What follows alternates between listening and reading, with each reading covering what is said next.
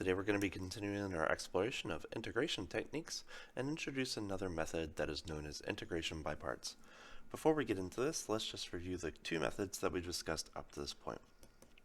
The first method for evaluating integrals that definitely everybody should know is using what is called the fundamental theorem of calculus, which says that if you have some function, such as 5 over 3x plus 7, and you want to find the area under this curve on some specified interval, then the only thing you would have to find is what is called an antiderivative of this function. And sometimes you can just look at this function and observe it, as long as you know some of your derivative rules from differential calculus. In particular, in this case, we're going to have 5/3 times the natural log of the absolute value of 3x plus 7 plus some arbitrary constant c.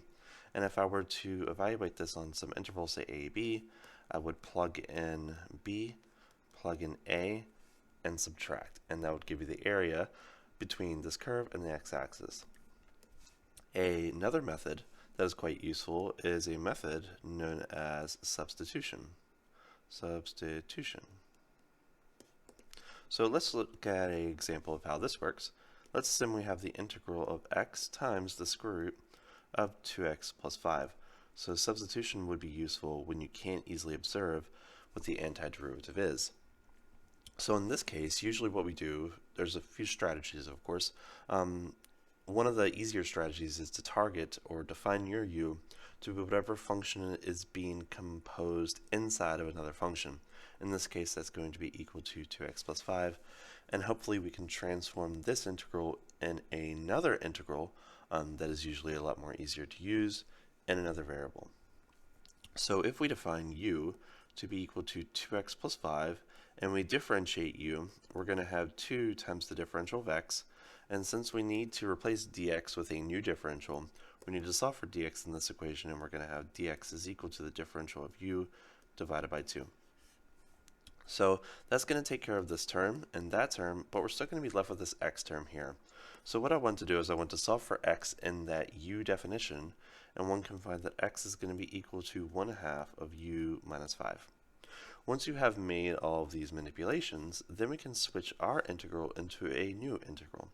So we're going to have x, which is now 1/2 of u minus 5, and then we're going to have the square root of u, and then dx has a new name. Its name is du divided by 2. So once we have that, what do we have? So we have 1/2 and another 1/2, so that's going to factor out into a 1/4, and we're going to have u minus 5 times u to the power 1/2 du. And then I can distribute this u 1/2 m, and that's going to give us 1/4 times the integral of u to the 3/2 minus 5 times u to the 1/2 du. And now I can use my power rule for integration. So this is going to be equal to 1/4 of, so u to the 3/2, so add 1, that's going to be 5/2. So we're going to have 2/5 u to the 5/2. And then 1/2 plus 1, that's going to be 3/2. So it's going to be minus 5 times 2/3 times u to the 3/2. And then we're going to have plus some constant, let's call it c1. And then we're going to distribute our 1/4 m, and that's going to give us what? So that's going to be equal to, so 1/4 times 2/5, that's going to give us 2, or I can simplify actually, right? So that cancels, and that's just left with 2, so we're just going to be left with 1/10. So we're going to be left with 1/10. But keep in mind, we didn't start with u, we started with x. And our definition of u was 2x plus 5. So I'm just going to redefine these things. So that's going to give us 2x plus 5 to the power of 5/2. And then over here we have 5 times 2/3. But keep in mind, we're going to be distributing our 2 in, so that 2 is going to cancel. So that's going to give us 5/3. So minus 5/3 u to the 3/2, and then 1/2 times c1, I'm going to define that to be c2, and then that's going to give us, and that should be 6 by the way, a new constant c. So this will be your antiderivative of your original function via the substitution method. So let's look at another integral, for example, where we have the integral of 5x to the 4th sine of x plus x to the 5th cosine of x. So this is a little bit more complex. But if you're wise, you may observe this as just a product rule, because the derivative of x to the fifth is 5x to the fourth, and the derivative of sine x is cosine x. So this is just a product rule. So if you can observe that, that's just going to be equal to x to the fifth times the sine of x plus some arbitrary constant c. Now, a question here, this is obviously a product rule. What if that product rule is slightly manipulated or convoluted, or you just aren't able to observe what that answer is? For example, what if I were to just ask, what is the integral of 5x to the fourth times sine of x? That might not be as obvious because we're missing the second half. So that's where the next method is going to come into the picture, where it's possible that a product rule was generating this particular integrand. So what does the product rule state? So the derivative of u times v is going to be equal to u times the derivative of v with respect to x, and then plus v times the derivative of u with respect to x. Notice that every single one of these three terms has a differential of x in it, so I can in some sense multiply both sides by a differential of x, and they're all going to cancel. So once I have that, I'm going to have the differential of uv is going to be equal to u times the differential of v plus v times the differential of u. And then what I have is I can integrate both sides of this equation, and that's going to give me a new equation. So the integral of something with respect to, or the integral of 1 with respect to something, is just going to be equal to that something plus c, as we've already proven or justified with substitution. So the integral of 1 with respect to uv is just going to be equal to uv. So we're going to have uv is equal to the integral of u times the differential of v plus the integral of v times the differential of u. So what I want to do is I want to solve for this particular integral and move this other integral to the other side. And then I'm going to have a quite interesting relationship. So I'm going to have the integral of u times the differential of v is going to be equal to uv minus the integral of v times the differential of u. And that gives us this representation. And this representation is sometimes referred to as the integration by parts, or IBP method. So what exactly does the integration by parts method say? Well, if we have some integral that is complicated with respect to some differential v, then we can transform this into a function minus another integral with respect to a different differential du. And hopefully, once you do this, this integral v times the differential of u is a lot easier than the original integral that we started with respect to v. Now let's look at a couple examples on how this works. So let's look at our first example, the integral of x times ex times the differential of x. So if you cannot quickly observe this antiderivative, then we'd have to use some other integration techniques in order to find it, assuming it exists. So what I want to do, at least one of the strategies, is to choose your u to be whatever function will eventually differentiate to 0, and choose dv to be everything else. So if I choose u to be equal to x, then the derivative of u will be equal to 1 times the differential of x. And if I have dv to be equal to ex dx, then I can find that v would just be equal to e to the x, right? Because keep in mind, we're going to have the integral of u times the differential of v will be equal to uv minus the integral of v times the differential of u, right? So once I define my u and my dv, I need to find u, v, v, and du, right? So I have all of those components. So I'm choosing my u to be equal to x, so my differential of u will be equal to 1 times the differential of x, and then my dv will be equal to e to the x dx, which means that v must be equal to e to the x, right? So we differentiate in the downwards direction for u, and we integrate in the upwards direction for v. And that gives us all four components for our integration by parts transformation. So that means this integral is going to be equal to uv, so uv minus integral of v du, right? Which we just can write as the integral of e to the x dx. So hopefully this new integral that we have here is a lot easier to deal with than the first, and indeed it is, because the antiderivative of e to the x is just e to the x. So that means this is just x e to the x minus e to the x plus some arbitrary constant c, and that would be your answer. And I invite you to verify that the derivative of this function is indeed x e to the x by using the product rule and some simplifications. Let's look at another fun example, the integral of the natural log of x dx. Now, if you don't know the antiderivative of the natural log of x, that's okay, but let's assume that you don't. So what would you choose to be your u, and what would you choose to be your dv? Well, I know the derivative of the natural log of x, so choosing that to be my u isn't a bad thing, and if dv is equal to dx, that means v must be equal to x. So let's see what that turns out to. So let ub equals to the natural log of x, so the differential of u will be equal to 1 over x dx. And if dv is equal to dx, that means v must be equal to x. So once I use my integration by parts relation, what will I have? So I'm going to have my u v minus the integral of v times du. And hopefully this integral is a lot more nicer or observable than the first. Notice that we have some simplifications there. X times 1 over x is just 1. So we're going to have x times the natural log of x minus the integral of 1 dx. And we know the antiderivative of 1 is going to be equal to x, so we're going to have x natural log of x minus x plus c.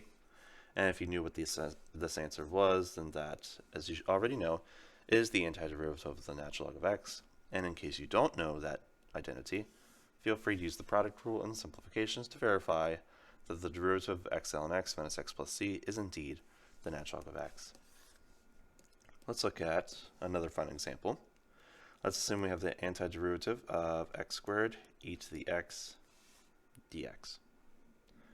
So again, I'm going to choose my u to be equal to x squared and my dv to be equal to e to the x dx. Now I invite you to see what happens if you choose your u to be equal to e to the x and dv to be equal to x squared dx, and see what happens there. But keep in mind, your integrals should become easier, not more difficult to deal with. So if you try a random u and it doesn't give you something better, then you probably chose your wrong u, or maybe integration by parts doesn't apply to that particular problem. So if I choose u to be equal to x squared, then du would be equal to 2x dx. So we go from a quadratic to a linear.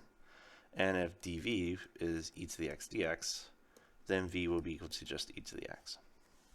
So once I use my integration parts relation, I'm going to have uv, so uv minus integral v du. So let's factor out that 2 outside of my integral to make things a little bit more nicer to deal with. X squared e to the x minus 2 times the integral of x e to the x dx. And now we have this integral, and then we can use integration by parts again. So I'm going to choose u to be x, so du will be equal to dx. And then my dv will be equal to e to the x dx, and v will be equal to e to the x. So this is going to give us what?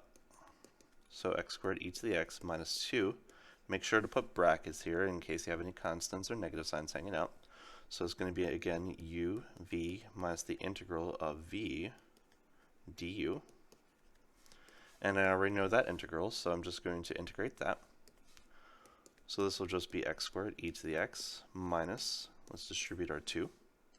So it's going to give us 2x e to the x, and then that's going to be plus 2e to the x plus some constant c, and that will be your final answer for your antiderivative. Now, sometimes integration by parts can be a little interesting. So let's look at one of my favorite examples of integration by parts. Let's do the integral of sine of x e to the x, where the choice of your u is not necessarily super obvious. So let's choose u to be equal to sine x.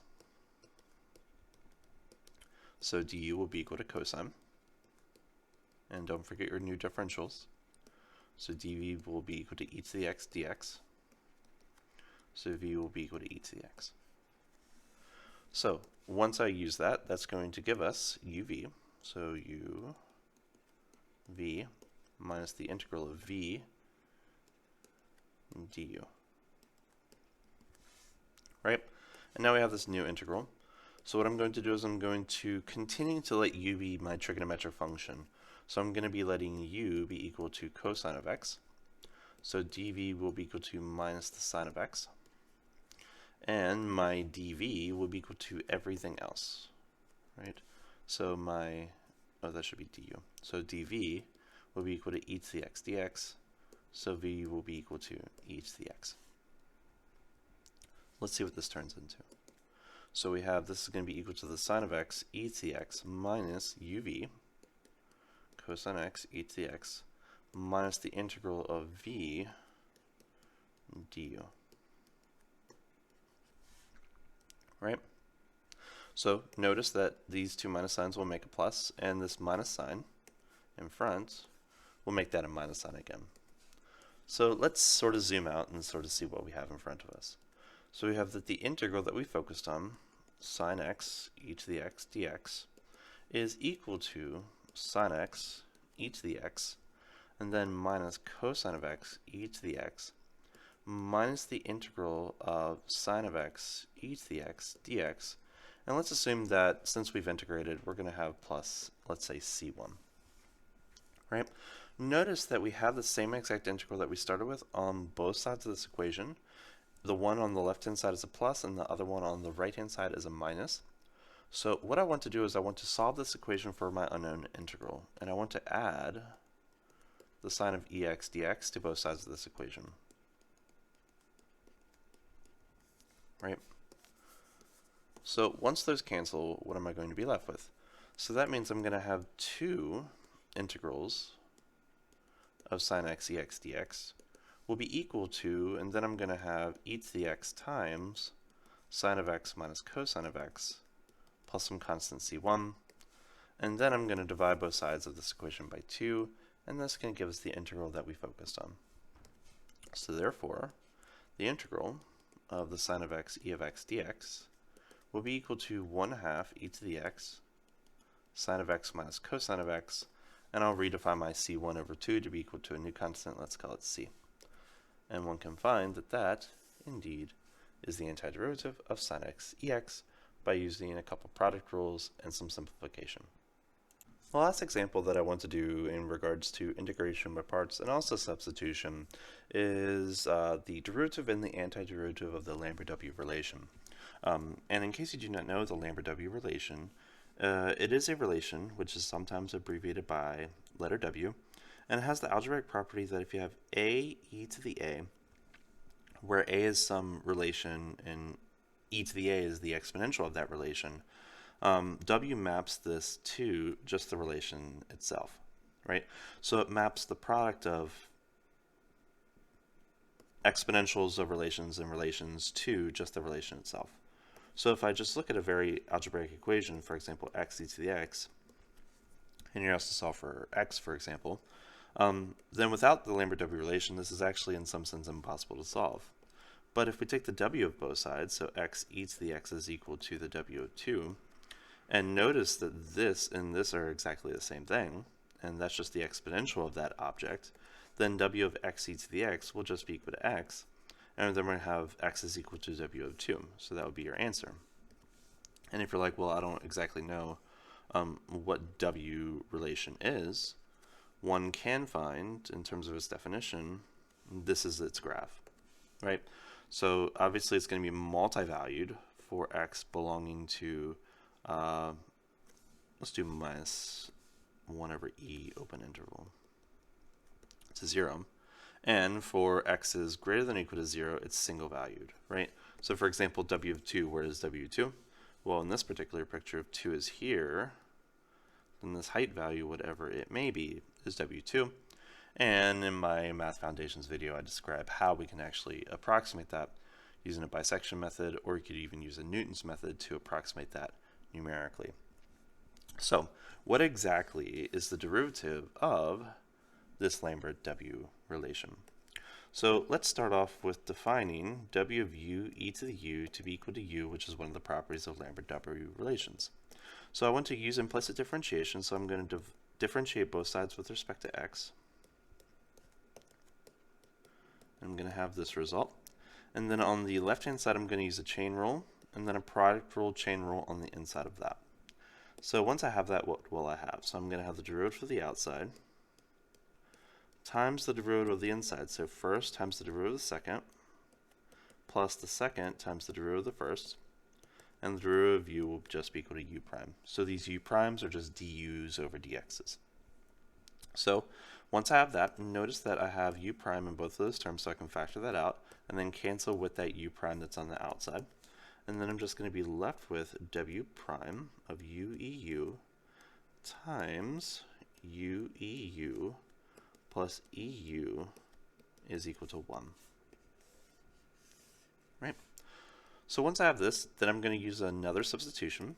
So I'm going to let u EU be equal to our x, and that's going to be giving us w prime of x, which is the answer that we're aiming for.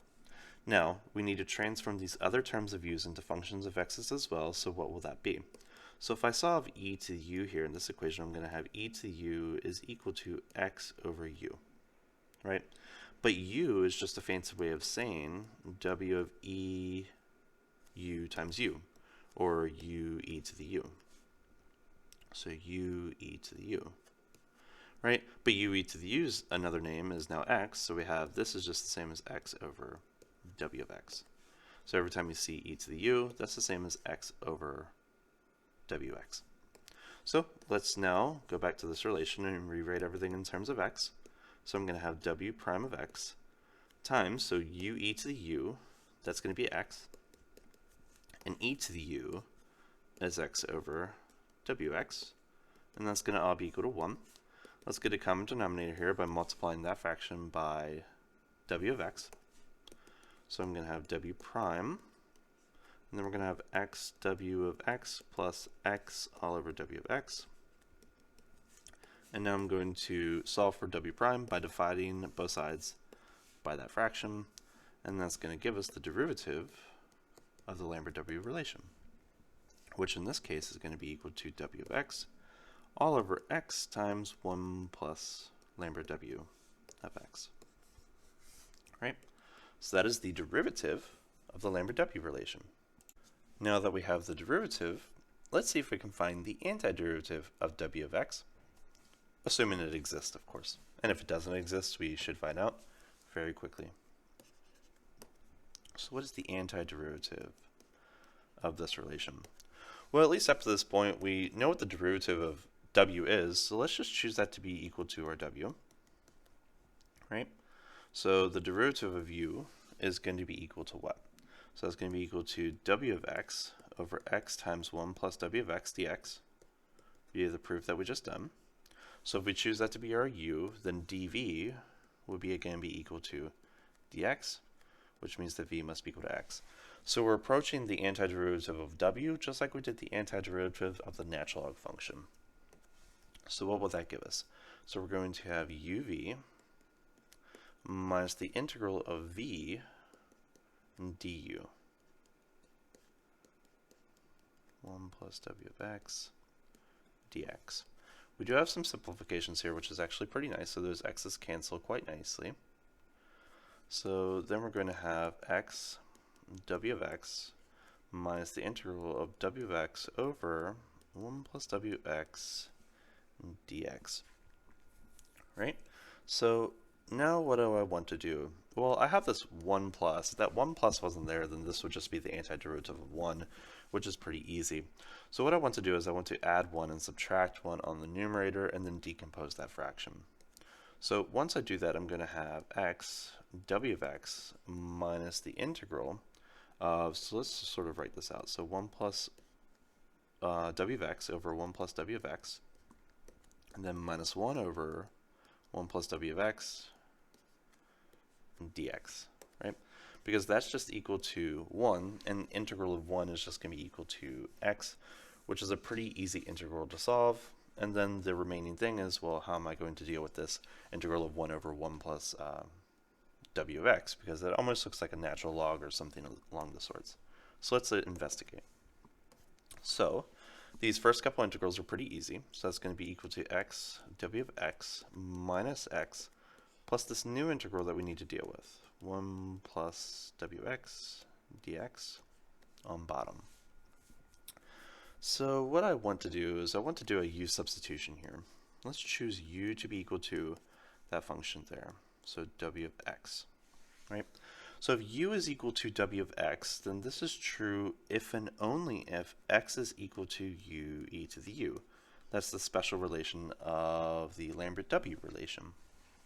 So if x is equal to u e to the u, then if we differentiate this with respect to x, what are we going to have? So we're going to have dx is equal to first times the derivative of the second plus the second times the derivative of the first, right? And then I can factor out a differential of u out of that expression. So I'm going to have dx is equal to u e to the u plus e to the u du. So that's just another way of saying dx. That's just another way of saying w of x. So let's just write this in terms of the integral that we have. So this is going to give us x w of x minus x w of x, and then plus the integral of 1 over 1 plus, so w's new name is u, and then dx's new name is going to be, now notice that we have an e to u in common here, right? So I'm going to factor that out, and then we're going to be left with u plus 1 du, and look at that, our u plus 1's cancel. So that's very satisfying.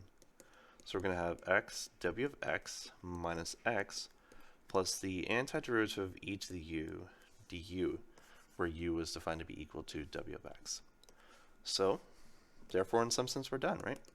So the antiderivative of the Lambert-W relation will be equal to x w of x minus x plus e to the Lambert-W relation plus c. And that is the antiderivative of the Lambert-W relation. And we used integration by parts and also integration by substitution in this derivation, right? So those are some of the techniques that you definitely should know when working with integrals, regardless of the functions that you know or don't know. Hope you enjoyed this video, and I'll see you in the next one. Take care.